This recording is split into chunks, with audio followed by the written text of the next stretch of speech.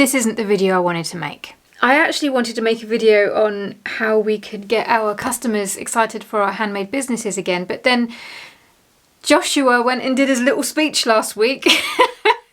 And because I've created a channel where I talk about running a handmade business, including on Etsy, I have to talk about it now. I must admit, when I saw the email land in my inbox, my brain was like, oh no. And I quickly got onto the community tab here, just to sort of confirm that yes, I had seen it and I will be getting to it, but just didn't have enough in my head.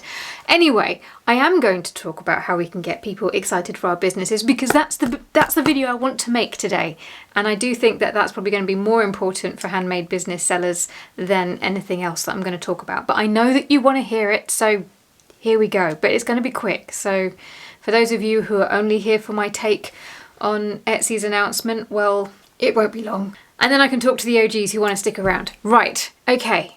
The speech, the announcement, the update. It's not really an update because nothing has really changed. We now have the option to have our listings, what is it? It can be marked as made by, designed by, I can't read my writing, sourced by, or hand picked by. And people have a lot of thoughts. And I'm going to be honest, that's the bit about all of these Etsy updates that I don't like the most. It tends to be the reaction to a lot of it. Because don't get me wrong, Etsy bring out some pretty unpopular updates. However, these days they tend to make the most unpopular ones quietly. I think they might have learnt their lessons from updates gone by. So the ones that they really shout about tend to be sort of not that big a deal. I don't think this is a big deal, put it that way. And as I say, nothing's actually changed yet. This is more of an announcement of what is to come. And they themselves have said that they haven't, finished this yet. So for us as sellers, we can now see that our items are designated as made by, designed by.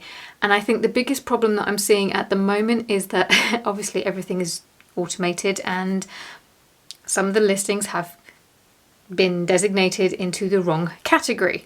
I've got about 49, I think, listings in my shop, and one of them was wrong. I have changed it. It didn't immediately update, but I haven't checked to see if let's see, has it updated? If anybody's interested, I sell handmade, hand embroidered patches. Everything about it is hand. Even my hand is in the pictures. But there was one that they said was designed by me as opposed to made by me. And it was the one that was personalised. So I wasn't sure if maybe the personalisation element had dinged the automated system to think that it was designed instead of the others. But I do have other personalised items that have been correctly allocated as made by me. So I don't think it's that.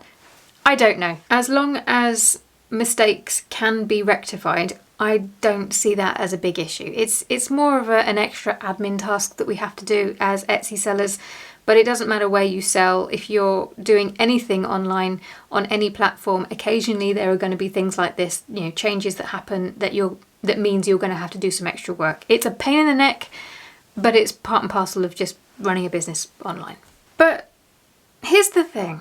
It wasn't all that long ago that I was calling out to dear Joshua saying, please help us, give us a handmade category or something. And this is something. I mean, what was it that I said? I don't know if anyone from Etsy ever pays attention to us YouTubers who talk about the platform here on this platform. But I'm just gonna try my luck here. If there is anybody from Etsy watching this, I am begging you, please can we have separate categories for handmade, print on demand, digital, whatever. I know that we've already got categories for vintage and for supplies and for handmade, so I know you can do it. Please, Joshua, hi, please. Can you do Handmade Sellers Are Solid, and can we have this? Yeah.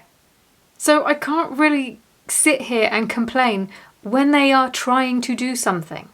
I mean, I don't know if that something is going to work. Time will tell, because like I said, that nothing has actually changed at the moment. When I looked at my Etsy shop from a buyer's perspective, it was only when I was on desktop that you could see that anything had changed, and even then it was in the description or just above the description, and you had to be looking for it.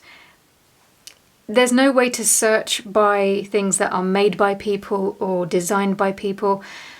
And even when they bring that part in, I'm not even sure how clear it's going to be. I do suspect that this is more about Etsy doing something so that they can say that they are doing something.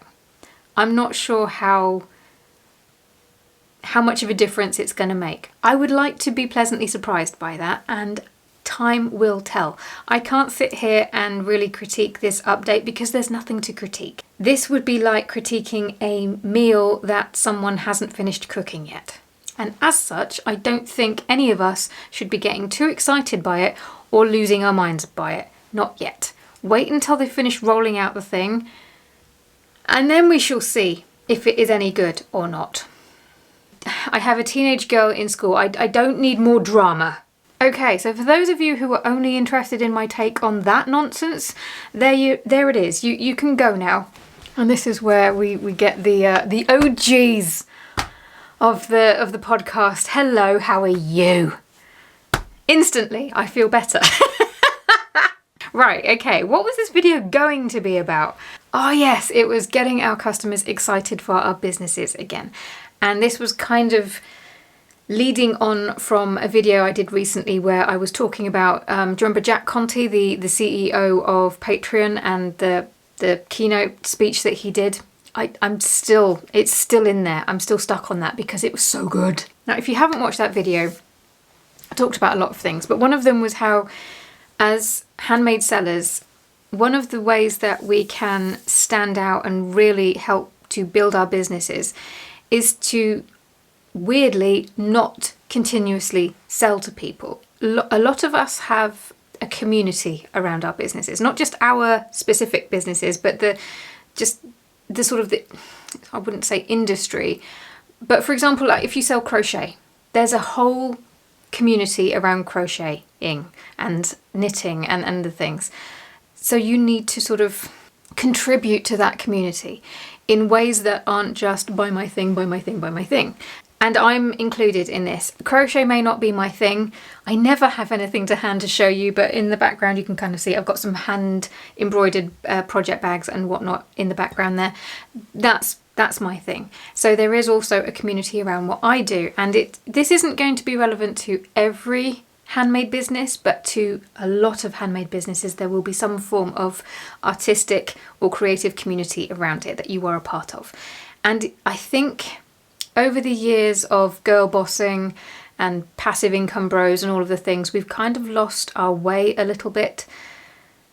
We tend to give less, and to be fair, the whole economic thing that we've all been going through has not helped, because as money has become tighter, we've had to put our foot harder on the selling gas pedal just to keep the lights on in our businesses. So I do get it, and there's no judgment.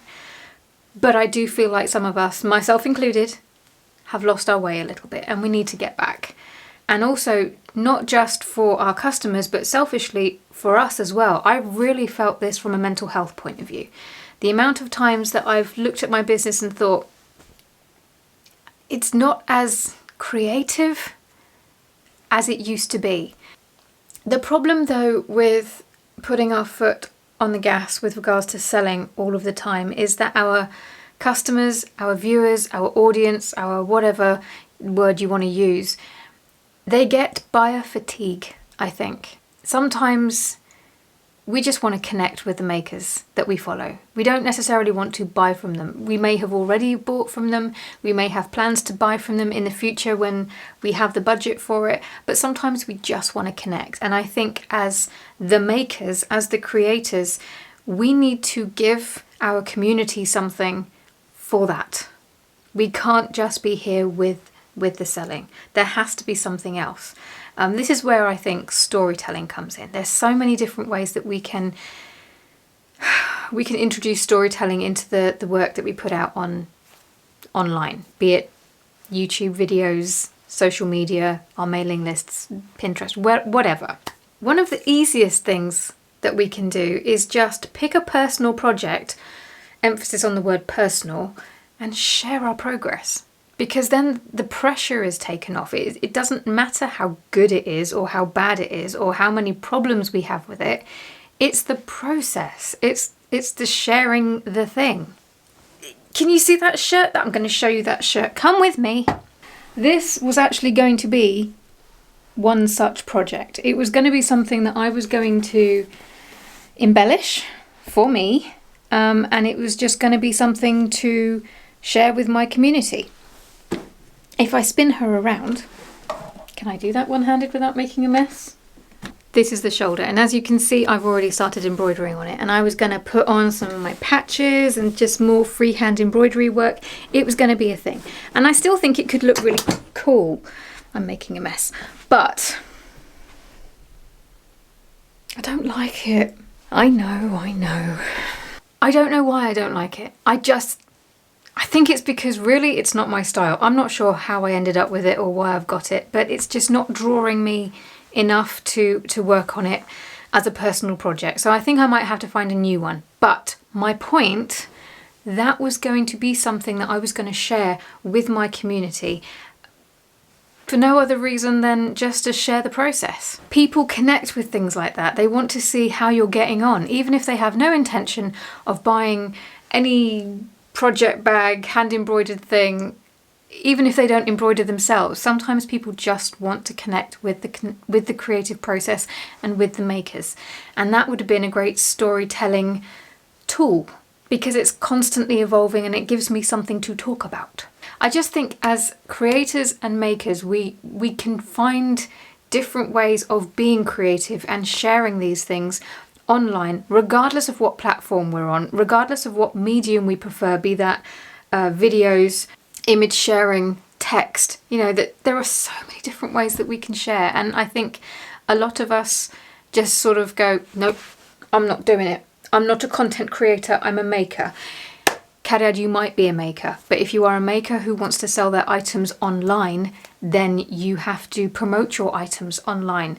It's no different to opening a shop, a brick and mortar shop. You have to advertise yourself somehow. This is the nature of running a business online. If you're not running a business, then don't worry. This mum face is not for you.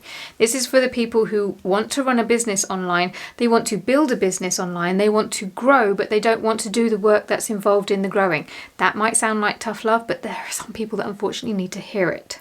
Unfortunately, I don't really know where I was going with this other than we need to get back to it. And I feel very passionate about it. And I wanted to share that with you. I need to find an alternative because that's not working, but I wanted to share it as an example of this. And I just wanted to bring it back into the conversation again because that Jack Conte video was a good one, but I don't want the conversation to stop there. If you haven't watched it, his video now, not mine, the Jack Conte one, I strongly recommend that you do because the way we do things online is changing. And it's one of these things that it's going to leave a lot of people behind if they don't get on board with it. And I don't say that in a sort of Gary Vaynerchuk, you must do all of the things kind of a way. It's actually going back a step or two and reconnecting with what we used to do online. It's like taking a leaf out of the old internet's book, but bringing it to the modern age. We need more authenticity. We need to share more. We need to connect more. I don't know exactly how that's going to look because all of this is in a state of flux and I'm learning too as we go, but I just didn't want the conversation to end there. Okay, that's all I've got for you. Etsy kind of took the wind out of my sails, so this video feels a bit stunted, but that's what Etsy does. Oh, I don't know about you, but I feel like I need to lie down. I'm going to finish my tea and go knit some socks, and loves, I will see you next week. Thank you for sticking around. Ta-ra.